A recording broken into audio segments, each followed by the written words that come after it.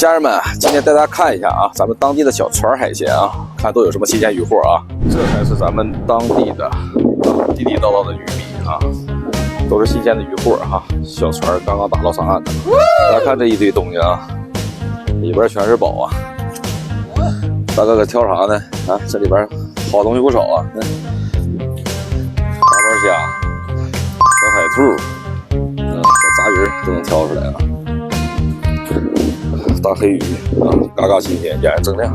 黑鱼多少钱？30，两条。这是个什么鱼？这个也是刀鱼啊，家人们啊，咱这边挺少见这个，就一条是吧？真正的海捕野生海捕大虾啊，这多少钱一斤？130啊，纯野生啊。哎呦，这大老板啊，这也太大了吧！对，活的啊！多少斤这个阿姨啊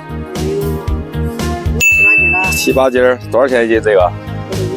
哎呦我这大老板太少见了啊！回家炖点豆腐啊，真香！哎呀，晒干都行啊，炖点萝卜绝了。胖头鱼炖豆腐绝了，多少钱一斤？10块钱3斤，嘎嘎新鲜啊！这挑啥呢？大头宝。大头宝货特别少啊，多少钱一斤？这个15。挑出些灯笼红，这灯笼红生吃特别好吃。灯笼红多少钱？25。刀记的啊，15、20斤啊，回家煎着吃，可香了。海兔多少钱，阿姨啊？多少？20啊。嘎嘎新鲜，真香！哎呀，这个鱼啊，肚里全是宝啊。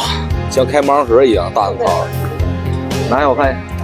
哎呦，这长得最丑的鱼，多少钱一斤？5块。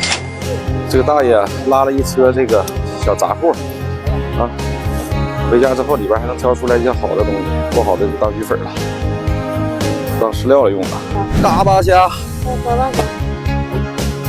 正新鲜啊，都直蹦。多少钱这个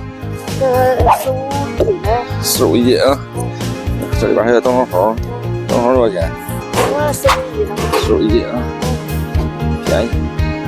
小船海鲜为什么好吃？